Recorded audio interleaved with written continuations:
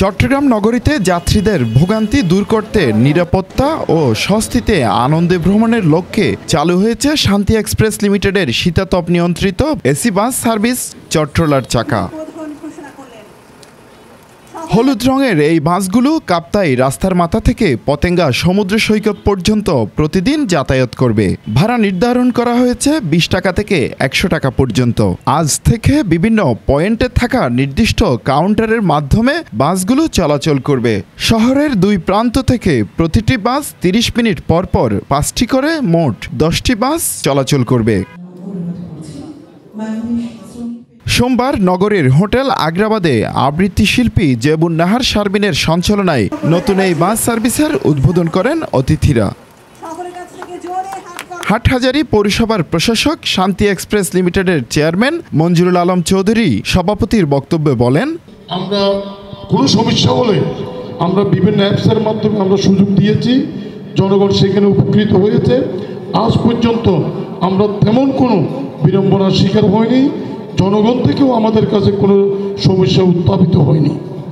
যে দেশের কমিউনিকেশন যত উন্নত সেই দেশের অর্থনীতি তত সমৃদ্ধ। চট্টগ্রামের পরিবহন জগৎ আরও এগিয়ে গেল, এমনটাই তুলে ধরেন অনুষ্ঠানের প্রধান অতিথি চট্টগ্রাম সিটি কর্পোরেশনের মেয়র মোহাম্মদ রেজাউল করিম চৌধুরী। চট্টলা চাকা এক্সপ্রেস এটি চট্টগ্রামের পরিবহন সেক্টরে একটি নতুন সংযোগ। আমি মনে করি এটা একটা সাহসী পদক্ষেপ, কারণ সব কিছুর পরিবর্তন আসছে। আমরা চাই পরিবহনও একটা পরিবর্তন আসুক। মনে হয় এই এসি সার্ভিস চালু করার মধ্য দিয়ে এই পরিবর্তনের সূচনা হয়েছে। বিশেষ অতিথির বক্তব্যে Chittagong metropolitan police commissioner Krishnapada Roy বলেন, এই বাস সার্ভিসের মাধ্যমে চট্টগ্রাম শহরের নতুন দিগন্তের সূচনা ঘটবে। আধুনিক বাস আসলে লক্কর বাস এমনিতেই বাদ পড়ে যাবে। এটা আমাদের চট্টগ্রাম শহরের নতুন একটি দিগন্তের সূচনা করবে এবং অন্যরা যারা সক্ষম আছেন তারাও এই ব্যবসায় নেমে আসবেন।